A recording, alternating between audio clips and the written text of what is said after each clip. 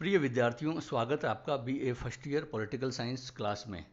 Political science विषय का जो आपका फर्स्ट पेपर राजनीति विज्ञान के मूल आधार, इसके 8th चैप्टर की शुरुआत आज इस वीडियो के माध्यम से हम करने जा रहे हैं। विद्यार्थियों, चैप्टर आप देख पा रहे हैं, वैधता अथवा औचित्यपूर्णता की अवधारणा।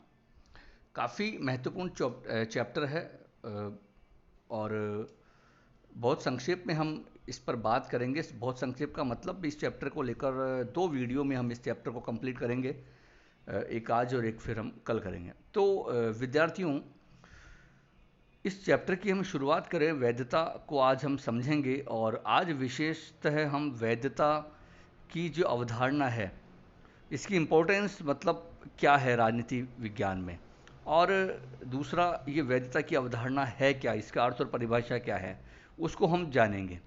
फिर विशेषता की चर्चा हम नेक्स्ट वीडियो में करेंगे।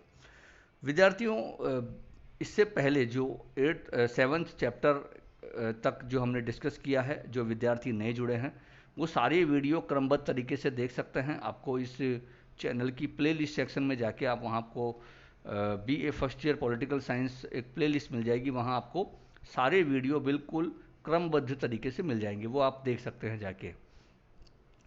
तो आइए वीडियो की हम शुरुआत करें और सबसे पहले हम बात करेंगे वैधता की जो अवधारणा है राजनीति विज्ञान में, ये क्या है और इसकी क्या इम्पोर्टेंस है। आइए देखते हैं।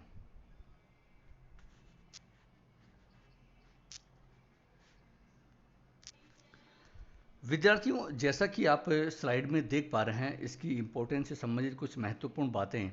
देखिए, वैधता की अवधारणा, सबसे पहले तो आपको ये समझना होगा कि ये जो वैधता की अवधारणा है या वैधता जो शब्द है, ये किसी भी लोकतांत्रिक व्यवस्था ही से ही संबंधित है। अगर जहाँ लोकतंत्र है नहीं है तो वहाँ वैधता की आप कल्पना नहीं कर सकते हैं। तो ये आपको ध्यान रखना है। अब राजनीति विकास जो जो होता है या लोकतांत्रिक जो व्यवस्था स्थापित होती है, और आपको पता है हमने शक्ति पढ़ा है, सत्ता पढ़ा है, तो ये वैधता की जो अवधारणा का सबसे इम्पोर्टेंस, जो सबसे महत्वपूर्ण जो बात है, वो इसका जो मनोवैज्ञानिक इफेक्ट है, वो किसी भी लोकतांत्रिक व्यवस्था में वो ज़बरदस्त होता है। और मान लीजिए कोई भी, हम जब शक्ति की बात करते हैं, क्योंकि शक्ति का एक दमनात्मक रूप भी होता है, हालांकि वो बल और शक्ति में हमने अंतर पढ़ा है, लेकिन शक्ति जो है उसको एक तरफ से जब वैधता प्राप्त हो जाती है तो वो एक सत्ता में कन्वर्ट हो जाती है। हमने ये पढ़ा भी है, ठीक है, शक्ति भी पढ़ा है, सत्ता भी पढ़ा है, तो आपने ये चीज़ देखी, हमने उस पर चर्चा भी की है, ठीक है। तो ये वास्तव में जब शक्ति वैधता से जुड़ जाती है, या हम ये कहें कि शक्ति और वैधता जुड़ जाती है, तो उसका एक जो मनोवैज्ञानिक जो साइकोलॉजिकल जो इफेक्ट है वो बड़ा ज़बरदस्त होता है, और उसका एक असर किसी भी लोकतांत्रिक व्यवस्था में वो महत्वपूर्ण हो जाता है, ठीक है। शक्ति और हम सत्ता की बात करें, अगर शक्ति हो चाहे सत्ता हो, ठीक है, उसका हम कहते हैं ना कि जो हमने पढ़ा भी है कि प्रभाव, एक तरह से शक्ति को हमने पढ़ा है अलग रूप में कि अगर मान लो कौन व्यक्ति कितना किसको प्रभावित कर दे। सत्ता में भी ऐसा होता है, एक प्रभाव की बात होती है। शक्ति में तो विशेष है ही कि शक्ति का मतलब केवल यहाँ शारीरिक बल से नहीं होता, बल्कि वहाँ प्रभावित करने से होता है। लेकिन यहाँ पर उसका प्रभाव तभी होता है वास्तविकता में, दूसरे को प्रभावशाली या दूसरे के व्यवहार को परिवर्तित तभी किया जा सकता है जब वहाँ कहीं न कहीं एक वैधता होगी। लेजिटिमेसी का उसमें काफ़ी महत्व होता है, ठीक है।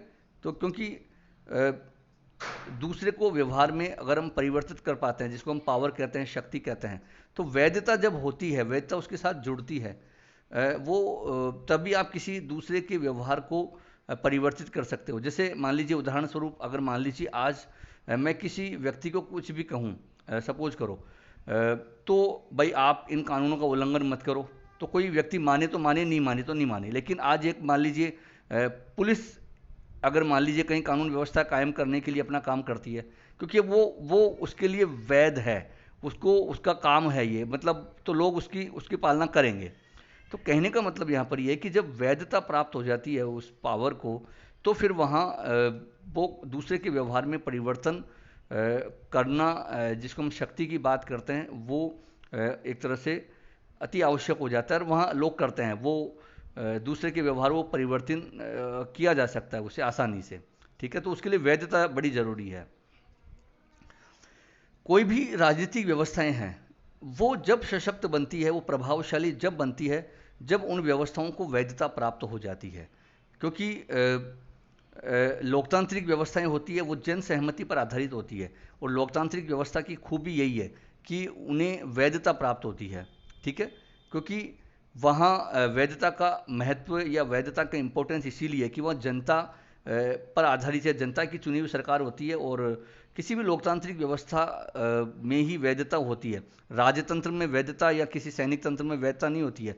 क्या कारण ये कि वैधता का मतलब ये है कि किसी भी व्यवस्था को वैधता तभी मिलती है ना कि जब वहाँ उस व्यवस्था को जन सहमति प्राप्त हो जाए, जनता की उसमें भागीदारी हो, और वो किसी लोकतांत्रिक व्यवस्था में ही होती है। इसलिए कोई भी व्यवस्था जब जन सहमति पर आधारित होती है या जनता तो फिर वो वैध तभी होती है। ठीक है, और उस व्यवस्था का दीर्घकालिक महत्व या जो एक लंबे समय तक वो व्यवस्था तभी टिकी रहती है जब उसको वैधता प्राप्त होती है।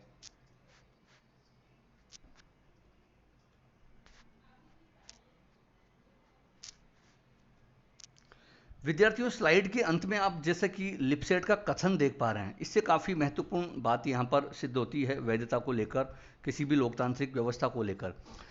लिपसेट ने कहा है कि किसी भी विशिष्ट जो लोकतंत्र की स्थिरता है, मतलब स्टेबिलिटी है, कोई भी जो लोकतंत्र है, कोई भी डेमोक्रेसी है, वो कब स्थिर होगी। ठीक है, तो उनकी स्थिरता किसी केवल आर्थिक विकास पर डिपेंड नहीं करेगी।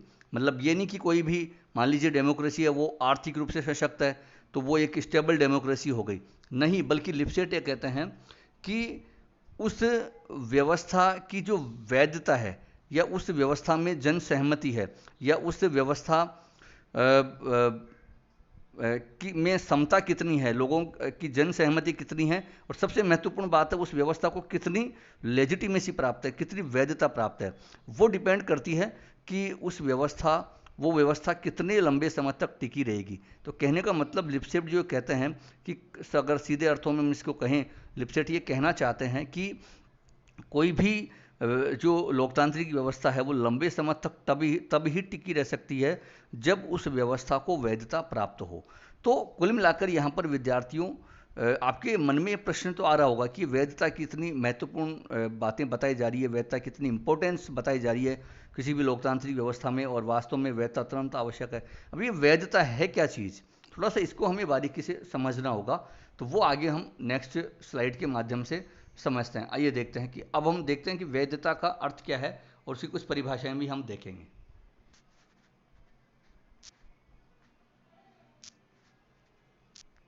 देखिए, सबसे पहले वैधता के अर्थ को हम समझें उससे पहले शाब्दिक रूप से इसे समझना होगा।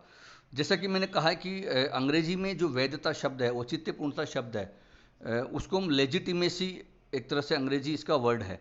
अब ये जो इस शब्द की उत्पत्ति है वो लैटिन भाषा के लेजिटिमस शब्द से हुई है।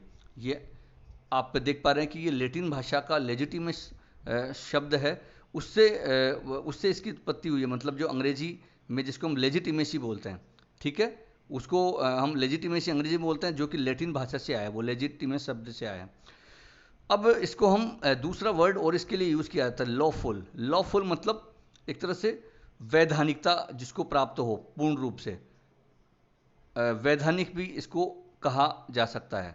ठीक है, आगे चलकर इसको कहा भी गया, अंग्रेजी में इसको लॉफुल भी कहा गया। ठीक है, वैसे लेजिटिमेसी तो कहते ही हैं। अब थोड़ा सा इतिहास अगर हम इसको देखें, वैधता की जो अवधारणा को देखें, तो सबसे पहले रोमन, जो यूनानी काल के बाद में आपको पता है कि रोमन युग था। रोमन एक प्रमुख रोमन विचारक थे, सिसरो, रोमन दार्शनिक थे सिसरो, बहुत महत्वपूर्ण रहे हैं। उन्होंने सबसे पहले ये लेजिटिमस शब्द का सबसे पहले प्रयोग किया था, और किन के लिए किया था, हालांकि आज के संदर्भ में अलग बात की जाती है, लेकिन उन्होंने जो ये शब्द का प्रयोग किया था वो न्यायाधीशों के लिए, जो उस समय विधि द्वारा जो एक तरह से शक्तियों का संगठन है, ठीक है, विधिक रूप में न्यायाधीशों के रूप में, ठीक है, न्यायाधीशों के लिए उन्होंने ये लेजिटिमेसी शब्द का प्रयोग किया था, जिसको आज हम वैधता के रूप में, क्योंकि वो न्यायाधीश भी एक तरह से विधि से संबंधित होते हैं, कानून से संबंधित होते हैं। तो सिसरो ने सबसे पहले इसका प्रयोग उस रूप में किया था। ठीक है, तो ये आपको थोड़ा सा इतिहास ध्यान रखना है।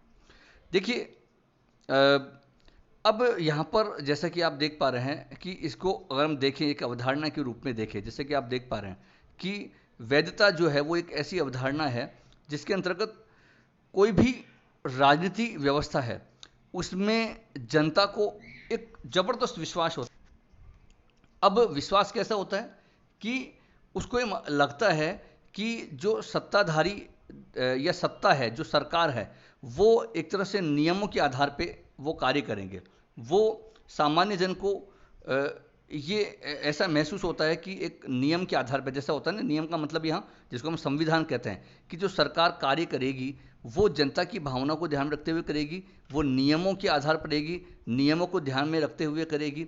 ठीक है, कोई भी राजनीतिक व्यवस्था के प्रति तब उनका विश्वास भी उसमें प्रगाढ़ रूप से हो जाता है जनता का।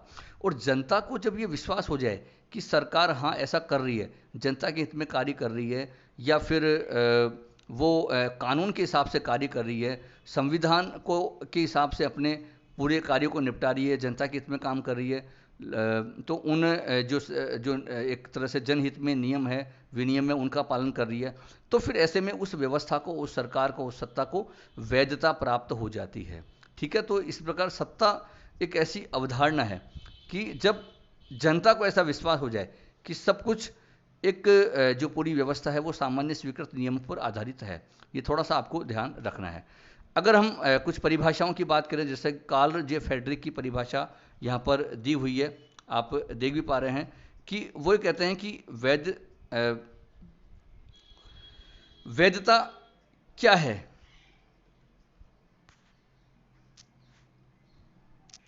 तो कार्ल जे फ्रेडरिक विद्यार्थियों बड़े ही सरल शब्दों में वो कहने का प्रयास करते हैं कि कानूनों एवं शासकों के न्याय संगत होने का एक तरह से प्रतीक है ये। कैसा प्रतीक? जो कि उनकी सत्ता में वृद्धि करता है। मतलब जनता को ये लगे, जो हम पहले बात कर रहे थे, कि जो भी कानून है, मतलब जो, चाहे हम संविधान, कानून का मतलब यहाँ संविधान से है, ठीक है, जो भी संविधान है वो जनहित में है, मतलब जनता के हित में ही है वो। और जो सत्ताधारक हैं, जो एक तरह से, सॉरी यहाँ पर थोड़ा सा डिस्टरबेंस विद्यार्थियों हुआ, ये यहाँ पर जो हम कार्ल जे फ्रेडरिक की बात कर रहे हैं कि कानून ऐसा हो जो जनहित में हो, मतलब ये वो कहते हैं कि वैधता है वो कानूनों और शासकों के न्याय संगत होने का परिणाम है। और उससे होता क्या है कि उनकी सत्ता में वृद्धि होगी। जो हम बात कर रहे थे ना कि वो एक दीर्घकालिक समय तक टिकी रहेगी वो व्यवस्था, मतलब वो कानून, वो संविधान, वो तब तक ही अस्तित्व में रहेगा नहीं। आपने देखा है कि देशों में संविधान तो रहते हैं लेकिन उनको लेजिटिमेसी प्राप्त नहीं होती है, केवल एक तो नाम का संविधान हो। और लेकिन भारत जैसे देशों में जहाँ सब कुछ संविधान के आधार पर चलता है, सत्ता को, सरकारें टाइम टू टाइम चुनाव होते हैं, संविधान के हिसाब सब कुछ होता है, तो यहाँ कुल मिला के वैधता प्राप्त है। लेकिन पाकिस्तान जैसे देशों का उदाहरण हम देखें तो वहाँ कोई वैधता नहीं है, वहाँ सत्ता के अलग अलग केंद्र है और संविधान भी नाम मात्र का है। ठीक है, तो यहाँ पर ये कार्ल जे फ्रेडरिक इस रूप में कहते हैं कि वैधता कानूनों और शासकों के न्याय संगत होने का प्रतीक है, जो कि उनकी सत्ता में अभिवृद्धि करती है, जो उनको एक स्टेबिलिटी प्रदान करती है। अगर हम लिपसेट की बात करें, वो भी बहुत अच्छी परिभाषा देते हैं कि वैधता से जो अभिप्राय है वो ये कहते हैं कि व्यवस्था की वो क्षमता है, मतलब वैधता को क्षमता के रूप में लेते हैं कि वैधता से अभिप्राय व्यवस्था की उस क्षमता से है जिससे कि जनता में ये विश्वास हो जाए। अब विश्वास कैसा, उसकी बात हमने करी भी थी कि जो भी राजनीतिक संस्थाएं हैं वो समाज के लिए हितकारी है, उचित है, वो जनहितकारी है। तो वही बात कुल मिला के जो लिपसेट पहले कह रहे थे, वही इस कोटेशन के माध्यम से भी वो कहना चाह रहे हैं। तो यहाँ कहीं न कहीं वैधता आपको समझ में आ रही होगी। अब आप इसको अगर सरल शब्दों में कह सकते हैं, अगर सिंपल वर्ड में इसको कहें, हो सकता है आपको कहीं कन्फ्यूजन यहाँ हो रहा हो, लेकिन कन्फ्यूजन बिल्कुल भी नहीं है विद्यार्थियों। यहाँ और सरल शब्दों में कहने का मैं समझाने का प्रयास कर रहा हूँ कि अगर आपको एक बिल्कुल सिंपल वर्ड में अगर आप इसको कहना चाहो कि एक तरह से वैधता एक ऐसी स्वीकृति है या सहमति है जो कि वो राजनीति व्यवस्थाओं को प्रदान की जाती है। अब इसको आप समझ जाओगे कि मतलब वैधता क्या है, एक ऐसी स्वीकृति है, एक ऐसी जनता द्वारा प्रदान की जाने वाली स्वीकृति है, जो कि वो किसी उस अपनी वो राजनीतिक व्यवस्था, जिस व्यवस्था में लोग रहते हैं, उसको प्रदान करते हैं। तो एक तरह से वैधता क्या हो गई, एक ऐसी स्वीकृति हो गई जो वहाँ के लोगों द्वारा उस व्यवस्था को प्रदान की जाती है। ठीक है, तो इसका मतलब क्या हुआ, इसका मतलब ये हुआ कि अगर मान लीजिए किसी भी व्यवस्था को वैधता प्राप्त है, तब तो वो टिकी हुई रहेगी, तब तो वो लंबे समय तक टिकी हुई रहेगी और लोग उस व्यवस्था का आदर करेंगे। और अगर मान लीजिए उस व्यवस्था को वैधता प्राप्त नहीं है, तो वो बहुत लंबे समय तक टिकी हुई नहीं रह सकती, मतलब वहाँ एक तरह से अस्थिरता रहेगी उस व्यवस्था में।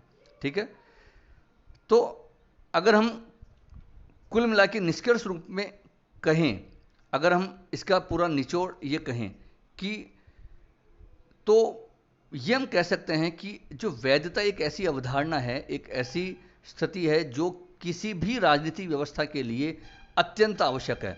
मतलब क्योंकि जब हम ये बात कहते हैं कि भाई वो व्यवस्था टिकी भी नहीं रह सकती बिना वैधता के, तो इसका मतलब यही हुआ कि वैधता सभी राजनीतिक व्यवस्थाओं के लिए आवश्यक है, और विशेषकर लोकतंत्र के लिए, लोकतांत्रिक व्यवस्थाओं का तो ये एक अनिवार्य तत्व है। मतलब कोई भी लोकतांत्रिक व्यवस्था हो और वहाँ वैधता नहीं हो, तो हम उसकी कल्पना नहीं कर सकते हैं। और क्योंकि यहाँ सबसे महत्वपूर्ण बात यह भी है कि वैधता एक ऐसा तत्व है या एक ऐसी स्थिति है जो सरकार और, मतलब जिसको हम कहें ना, शासक और शासितों में एक घनिष्ठ संबंध भी स्थापित करती है। उस राजनीतिक व्यवस्था को तो उनके लिए टिके रहना तो आवश्यक है ही, वो टिकी हुई तो रहेगी, लेकिन क्यों मनोवैज्ञानिक रूप से उस व्यवस्था में रहने वाले लोग हैं, उनको बड़ा पॉजिटिवली व्यवस्था के प्रति जोड़ती है ये वैधता है। ठीक है, एक मनोवैज्ञानिक तत्व है। और वो इससे होता ये कि जो शासक है और शासित है, उनके बीच में एक नए ऐसे मूल्यों का, एक ऐसे विश्वास, एक ऐसी श्रद्धा वो पैदा होती है, और उससे होता ये है कि व्यवस्था लंबे समय तक टिकी हुई रहती है, बनी हुई रहती है। तो यहाँ पर स्पष्ट रूप से मुझे लगता है अब कम से कम आपको वैधता का मतलब समझ में आ गया होगा। काफ़ी डिटेल से मैंने आपको बता दिया है।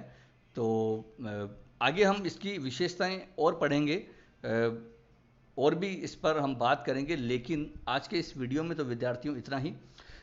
यहाँ वैधता को एक तरह से उसकी इम्पोर्टेंस और उसके अर्थ परिभाषा को मैंने आपको बताया है। आशा आपको समझ में आया होगा। और अंत में बस आपसे यही अपील करना चाहेंगे कि आप स्वयं भी इन वीडियोज़ का लाभ उठाएं और अधिक से अधिक छात्र छात्राओं को साझा भी करें। आज के लिए इतना ही। अपनी प्रतिक्रियाएं जरूर दीजिएगा कि आपको इनसे कितना फ़ायदा हो रहा है, और नेक्स्ट वीडियो में फिर हम मिलते हैं। तो आज के लिए इतना ही। बहुत बहुत धन्यवाद।